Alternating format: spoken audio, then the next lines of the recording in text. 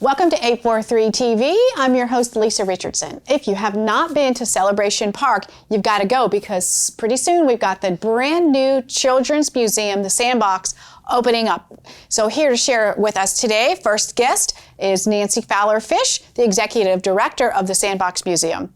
Also, we've got Heather Rath joining us with Heather Rath Consulting. She's always got so much information about all the events happening in our community that are educational and both fun. So stick around for this episode of 843 TV, where communities come to speak.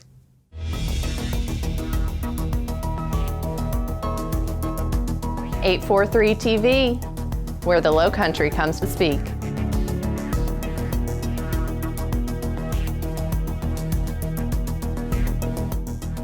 .843 TV, where communities come to speak. Welcome to 843 TV. We are going to have some exciting things to share today on our show. And first joining us is Nancy Fowler Fish from the Sandbox Children's Museum.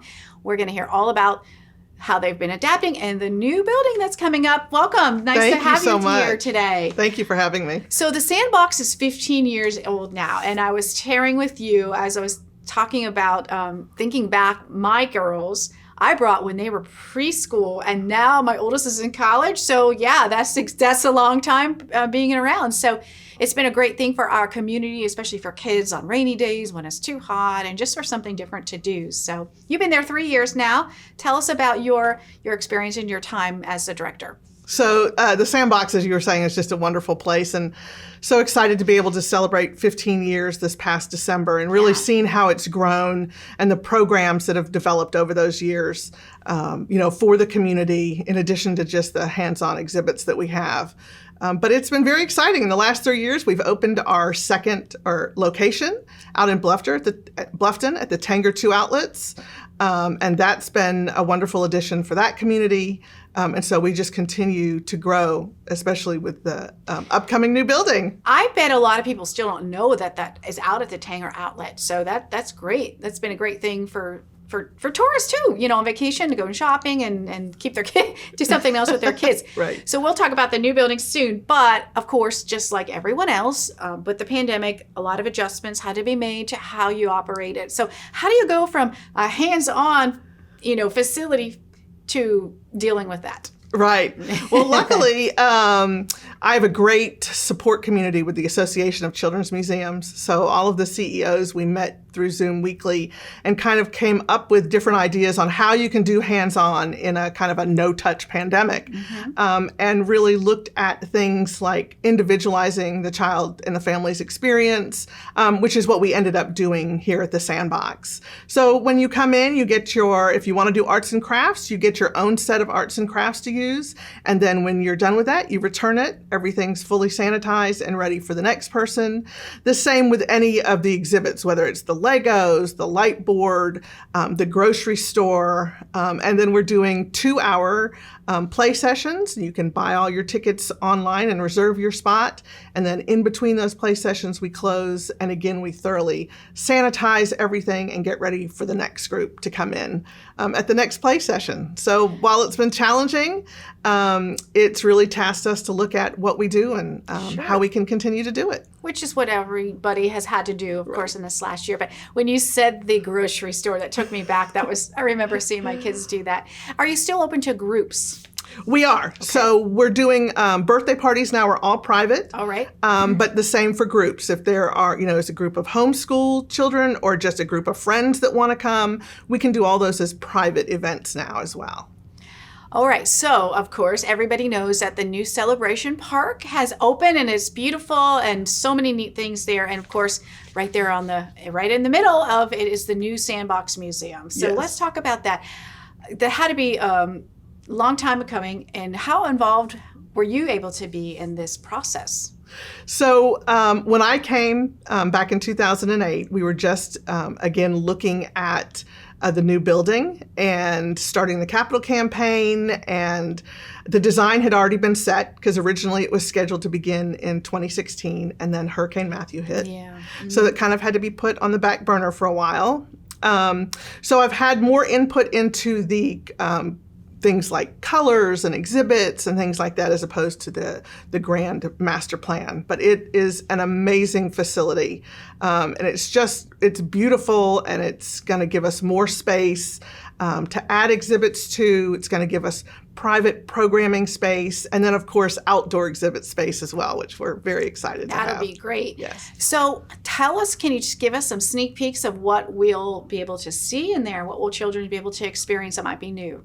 Sure. So our feature exhibit is a sandcastle, and inside the sandcastle will be our shadow room, which the kids love. And then when you go up the stairs to the top of the sandcastle, we'll have a dress-up area, and then off of the back of that will be a slide that comes down. Oh, wow. That's fun. It is. So we've kind of devised the museum into zones. Mm-hmm. So when you come in, you'll see our makerspace room, which is our Van Landing Rotary room, an art studio, and then some STEM activities similar to what we have now, light table, pegboard wall, Lego wall. And then we'll have, again, an infant and toddler area. Our Main Street area will house our veterinary clinic, grocery store, international cafe.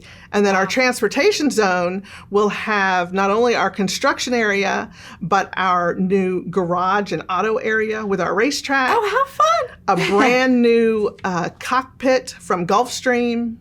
And then we're turning our pirate ship into a shrimp boat with a whole shrimp boat exhibit.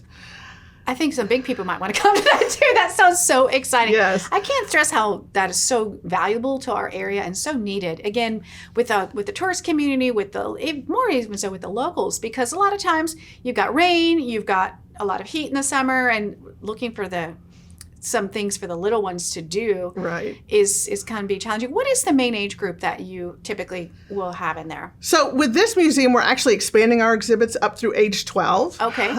Because we can do that particularly with like the shrimp boat. We're adding information about the local shrimping community. And then another special exhibit that we have is our Gullah exhibit, which will be done kind of through the eyes of a child and for children to learn really about our local heritage and the Gullah history and culture here around Hilton Head. I love about so much of the park itself is it's an educational experience too. You go around and read, things that are native to the area and so forth. So this is going to be exciting. Yes. But you were telling me that the building is going to be done, but the interior is a different story as far as being able to raise money and fund it. So how does that work? Right. So again, in the middle of a pandemic, trying to do a capital campaign was challenging. So we are almost to our goal. We still have about another $100,000 to raise. We were very blessed with an anonymous $100,000 donation, which helped us get us much closer to where we want to be. But in order to add all of the new exhibits that we want to add and really upgrade things, we are counting on the support of the community and local businesses to help us reach that goal.